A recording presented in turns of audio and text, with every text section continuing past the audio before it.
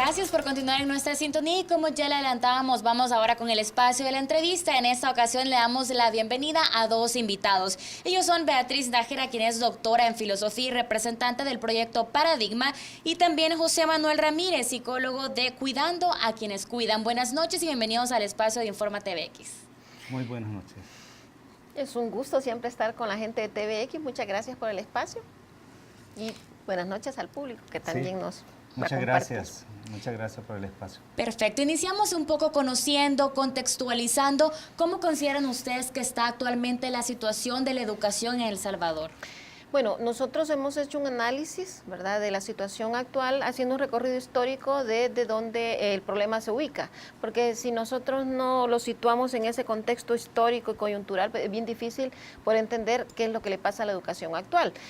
Lo que le pasa a la educación actual es que están pendientes muchas agendas, ¿verdad?, que tuvieron que haberse resuelto del inicio histórico del proceso de escolarización en el país. Hay que recordar entonces que quizás situarnos en el concepto fundamental de los términos educación, filológicamente hablando, ¿verdad? ¿Qué significa la palabra educación, pedagogía y didáctica? Que son tres conceptos que están vinculados inherentemente y que los primeros dos, pues, que son de origen latino, guardan un elemento en común que significa conducir. Ya es el término conducir, nos está apuntando a un sentido de que de llevar algo de un lugar a otro. Entonces, estamos hablando que la educación principalmente supone un cambio, ¿verdad? Entonces, si supone un cambio es porque hay previamente diseñado una intencionalidad de hacia dónde queremos llevar nosotros al sujeto que es objeto y sujeto de la educación. En este caso, pues, sujeto de la educación.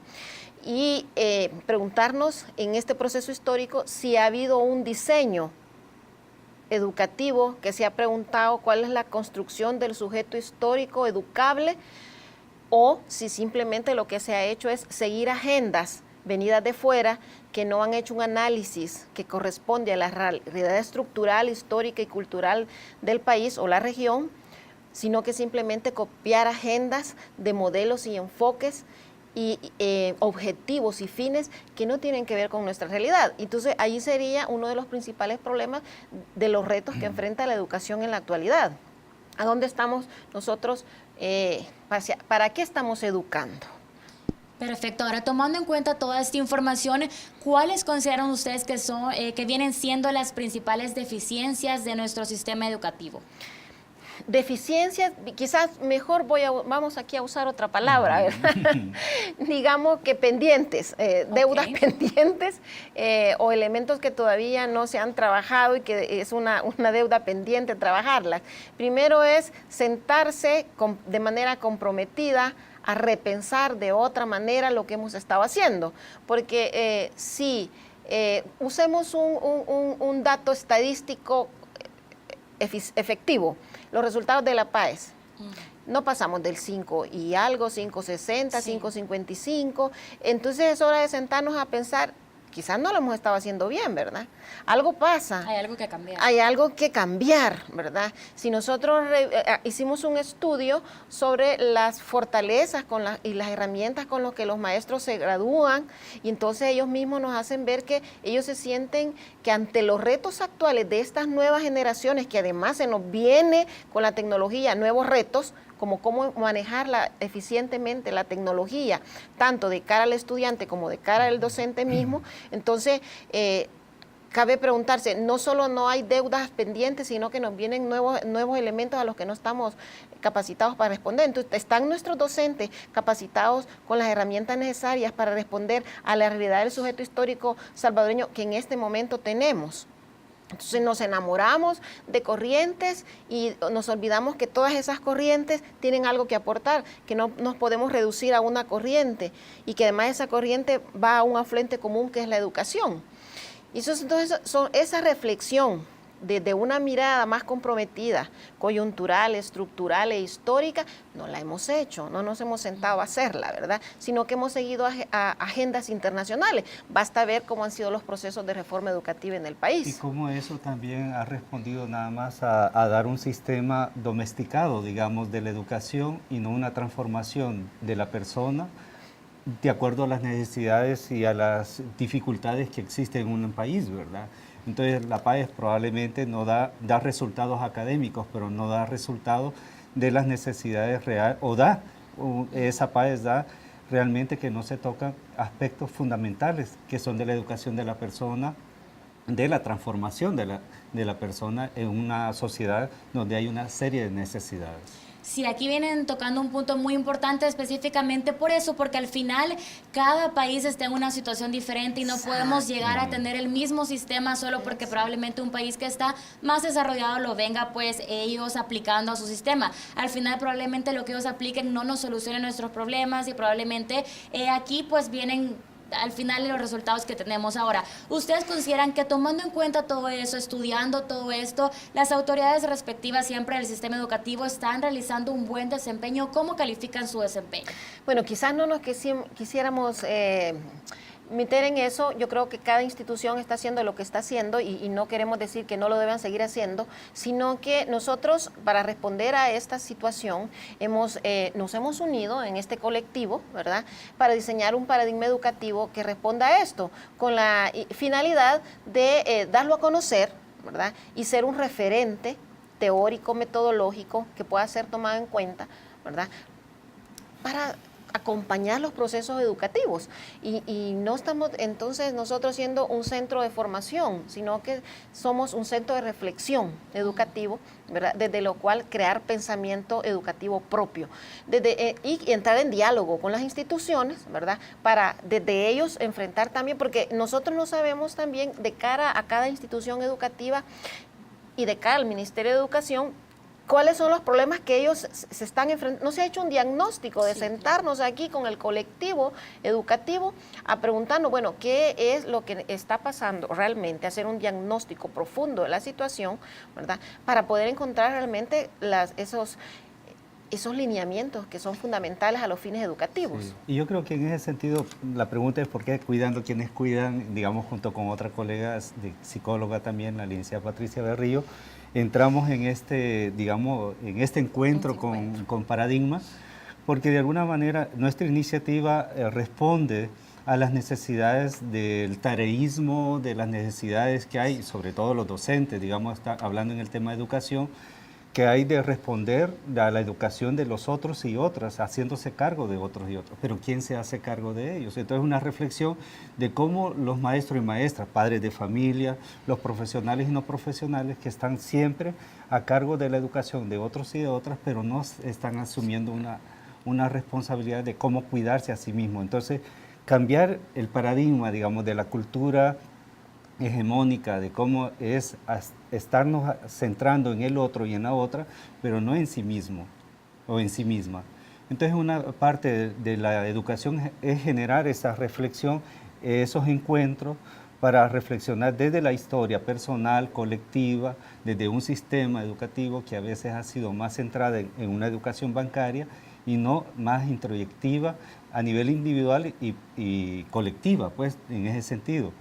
Y a partir de eso nos hemos ido encontrando con Paradigma para hacer no una escuela, no un centro de formación, sino una oportunidad reflexiva para tocar estos puntos de reflexión, valga la redundancia, y nos permita, digamos, cambiar o transformar esas necesidades que vemos, siempre estamos criticando, pero no estamos proponiendo, ¿verdad? Así es, y se viene siendo bien importante reflexionar eso que ustedes dicen y que no solo las autoridades, sino todas las personas que forman parte del sistema educativo también tomen en cuenta todos esos detalles. Tenemos que hacer una pausa, pero ya regresamos con más de la entrevista.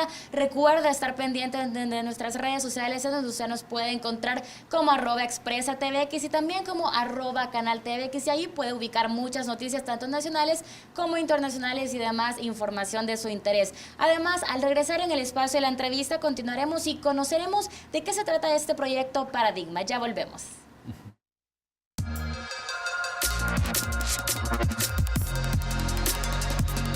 Continuamos con el espacio de la entrevista de Informa TVX y como ya le decíamos antes de la pausa, ahora vamos a conocer específicamente de qué se trata este proyecto Paradigma. Bueno, Paradigma nace como una iniciativa de un proceso largo de reflexión de la situación educativa en el país que se ha ido profundizando, ¿verdad? Amplía la cobertura, se reduce en calidad y bueno, como resultado de eso, pues nos hemos estado reuniendo con una serie de diferentes profesionales en diferentes ámbitos educativos y nace Paradigma como una necesidad de responder, ¿verdad? A esa serie de digamos, agendas que no han quedado resueltas y como resultado pues hemos creado un marco teórico, ¿verdad?, del cual nosotros analizamos la realidad y una metodología propia, ¿verdad?, que incluye pues un proceso de 5 pasos metodológicos, una serie de didácticas alternativas que incluyen lúdico, ¿verdad?, la metodología lúdica, la metodología artística, la metodología, digamos, de enfoque sanitario, la salud como parte fundamental, salud emocional, salud espiritual, salud social. Y entonces tenemos como resultado pues un modelo que tiene sus propios principios, sus propias metodologías y es lo que estamos nosotros, ¿cómo se llama?, compartiendo, ¿verdad? Para lo cual entonces nosotros estamos lanzando nuestro proyecto a través de una serie de talleres gratuitos que José ya va a contarles. Y pues es eso, una respuesta como la espiritualidad, que es fundamental. El ser humano es un ser espiritual y no es lo mismo espiritualidad que religiosidad, ¿verdad? No es lo mismo, usted puede ser muy religioso y poco espiritual, sí, o muy espiritual y nada religiosa. Exacto. En las emociones, esto es fundamental, sí, lo vivimos todos los días. Este es un país donde la gente está descontrolada, no tiene control de sus emociones y se las deja escapar de una manera peligrosa y dramática, ¿verdad? Y como resultado pues tenemos muertes innecesarias en un país que está marcado por la muerte. Entonces lo vemos todos los días, somos intolerantes, somos una sociedad altamente racista, ¿verdad? Usamos expresiones como, qué guapa a pesar de ser morena, ¿verdad? Qué guapa a pesar de ser gordita, qué guapa a pesar de que es pobre, qué cultura, ¿verdad? Qué educada esa gente y es bien pobrecita. Entonces, esos son expresiones simbólicas que manifiestan unos imaginarios excluyentes.